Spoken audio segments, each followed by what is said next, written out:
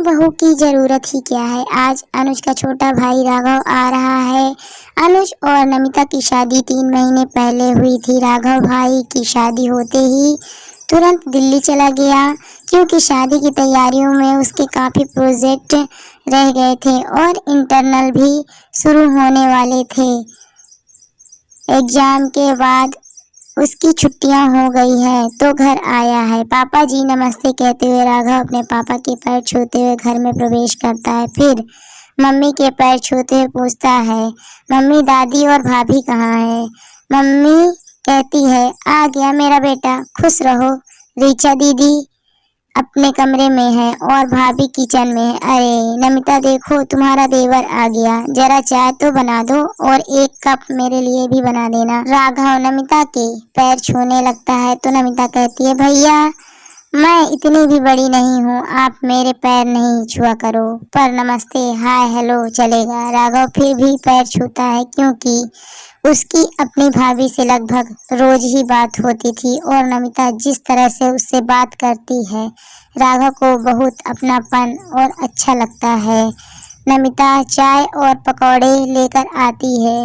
भैया नाश्ता कर लो कहकर राघव को आवाज लगाती है, जो अपनी दीदी से मिलने ऊपर वाले कमरे में चला गया था।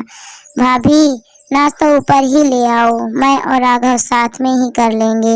ऋचा ने आवाज लगाई। अच्छा दीदी। यह कहकर नमिता नाश्ता लेकर ऊपर आती है, लेकिन सीढ़ी में ही राघव नाश्ता ले लेता है और नमिता से कहता है, भाभी मैं आ जाता, आप क्यों तकलीफ की, आप भी आइए हमारे साथ नाश्ता करिए। अरे तकलीफ कैसी, आप दोनों नाश्ता करिए, मैं बाद में करूंगी, पहले आपके भैया को ऑफिस के लिए लंच दे दूं।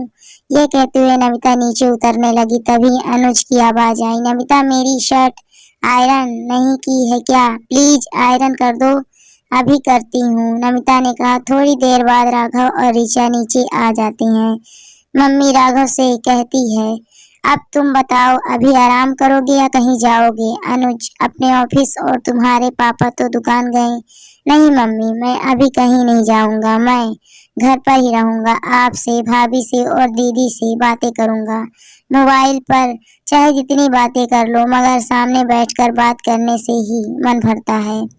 भाभी आप भी आइए, राघव कहता है। अरे नमिता तो अभी कपड़े धोएगी और फिर दोपहर के खाने की भी तैयारी करनी है, जब तक तुम मुझसे और ऋचा से बातें कर लो। मम्मी ने कहा। नहीं मम्मी, मैं अभी नहीं बैठ सकती, मुझे पार्लर जाना है, भैया की शादी के बाद हेयर कटिंग नहीं करवाई है, टाइम लग जाएगा। राघव तुम मम्मी के साथ ही बैठो। अच्छा मम्मी, मैं चलती हूँ। ऐसा कहकर ऋचा पार्लर चली गई। अच्छा ठीक है मम्मी, फिर मैं थोड़ी देर सो लेता हूँ, सफर की थकान भी है। यह कहकर राघव सोने चला जाता है। राघव की नींद उसकी मम्मी की आवाज लगाने से खुलती है। राघव बेटा खाना खा लो, नीचे आ जाओ। राघव नीचे आता है, देखता है मम्मी पापा टीवी देख रहे हैं, पापा खाना खा रहे हैं और भाभी गरम गरम रोटी किचन से लाकर दे रही है। राघव को देखकर मम्मी कहती है, आजा बेटा खाना खा लो। अरे नमिता, राघव के लिए प्लेट लगा दो। मम्मी मैं खुद से लगा लूंगा। और राघव किचन में खाना लेने जाता है। अरे भैया आप बैठो, मैं लगा देती हूँ, नमिता कहती है। नहीं भाभी, यह तो हमारा बचपन का काम है, बस आप सेकिए, मैं लेने आ जाऊंगा, राघव कहता है। राघव के खाना खाते समय ऋचा भी आ जाती है और नमिता ऋचा और मम्मी को भी प्लेट लगाकर गरम गरम रोटी लाकर देती है। उसके बाद खुद खाना खाती है। खाने के बाद वह बर्तन धुलकर किचन में सफाई करने में लग जाती है। राघव को यह सब देखकर अच्छा नहीं लग रहा था। उसने मम्मी से पूछा, मम्मी बर्तन वाली आंटी नहीं आई आज। मम्मी कहती है, 2 दिन से उसकी तबीयत खराब है, इसीलिए नहीं आ रही है, उसे वायरल हो गया है तो अभी 1 सप्ताह और नहीं आएगी। शाम को नमिता सबके लिए चाय और स्नैक्स बनाती है और रात के खाने में मटर पनीर, कचौड़ी, रायता बनाती है। राघव जितने चाव से घर आया था कि भाभी से बैठकर बातें करेगा, लेकिन भाभी जब फ्री होगी तभी तो बातें करेगी। दूसरे दिन सुबह भी यही रूटीन चल रहा था। राघव देख रहा था कि भाभी पूरे दिन काम करती रहती है और सब आराम से बैठे रहते हैं, सबके पास उनकी चीजें पहुंच जाती है। उसने रात के खाने के बाद सबसे बात करने का सोचा। जब सबने खाना खा लिया तो राघव किचन में अपनी प्लेट लेकर जाकर धुलने लगा। मम्मी ने उसे ऐसा करते देखा तो कहा, अरे बेटा तुम प्लेट क्यों धुल रहे हो? राघव ने कहा, मम्मी आप ही ने तो सिखाया था कि जिस दिन बर्तन वाली नहीं आएगी उस दिन सब अपने जूठे बर्तन खुद धुलेंगे। लेकिन बेटा अब नमिता है तो वह सबके बर्तन धुल देती है, तुम भी रख दो, मम्मी ने कहा। राघव बोला, मैं यही तो देख रहा हूँ कि किसी को कुछ नहीं करना, सब भाभी कर लेगी। मम्मी जब भाभी नहीं थी इस घर में तब भी तो हम सब मिलकर घर में काम करते थे। आप जब खाना बनाती थी तो दीदी या मैं पापा को गरम रोटी देकर आते थे। मैं दीदी और भैया अपने लिए रोटी लेने खुद आते थे और दीदी जब बड़ी हो गई तो खाना खाने के बाद वह आपको गरम गरम रोटियां पूरी सेक कर खिलाती थी। कई बार भैया ने रोटी बनाने की कोशिश की मगर उनसे नहीं बनी तो आपने कहा, तेरे बस की बात नहीं है रोटी बनाना, तू सब्जी अच्छी बना लेता है, तू सब्जी बना लिया करना, तेरी बीबी रोटी बना लिया करेगी। लेकिन भाभी सबको परोस कर खिलाती और खुद ठंडा खाना खाती है। आप कपड़े धुलती थी, मैं स्कूल से आकर सूखे कपड़े उठाकर लाता था। भैया शाम की चाय बनाते थे, दीदी झाड़ू लगाकर स्कूल जाती थी। बर्तन वाली जिस दिन नहीं आती थी उस दिन हम तीनों भाई बहन और पापा अपने अपने जूठे बर्तन खुद धुलते थे।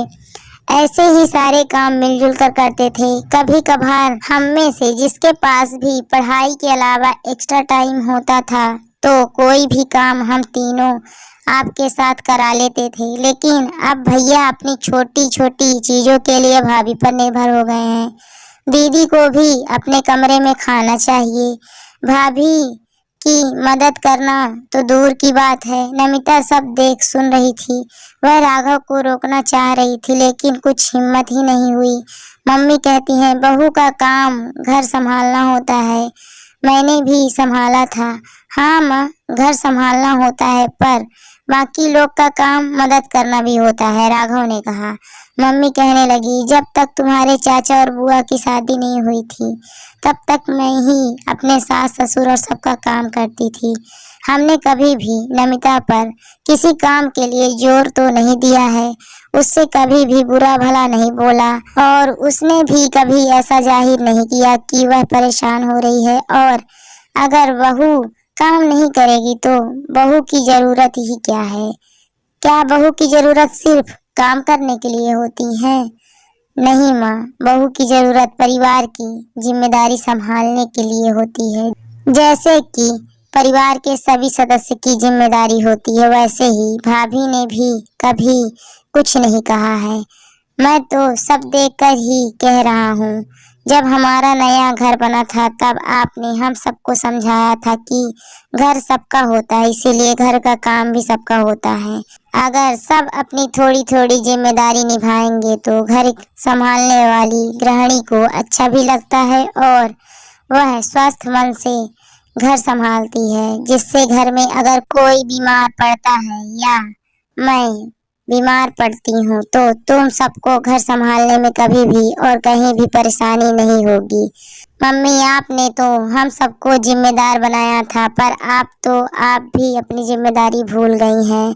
मम्मी कहने लगी, हाँ बेटा कह तो सही रहे हो, मैंने तुम सबको जिम्मेदारी संभालना सिखाया था और खुद ही गैर जिम्मेदार बन गई, वही रूढ़िवादी सास बन गई जिसे अपनी बहू काम करते हुए अच्छी लगती है। लेकिन अब ऐसा नहीं होगा, जैसे पहले सब मिलजुल कर काम करते थे वैसे ही अब से करेंगे। नमिता, तुमने कभी कोई शिकायत नहीं की, यह तुम्हारी अच्छाई है, नमिता ने राघव से कहा। भैया आपने मेरे लिए इतना कुछ सोचा, थैंक यू।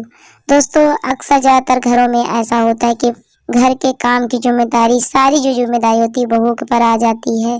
जबकि सभी को थोड़ा थोड़ा मिल के काम करने से उसे भी अच्छा लगेगा और थोड़ा मदद भी हो जाएगी। तो चलिए हम सब मिल के ऐसा ही काम करें। Thank you for watching my video.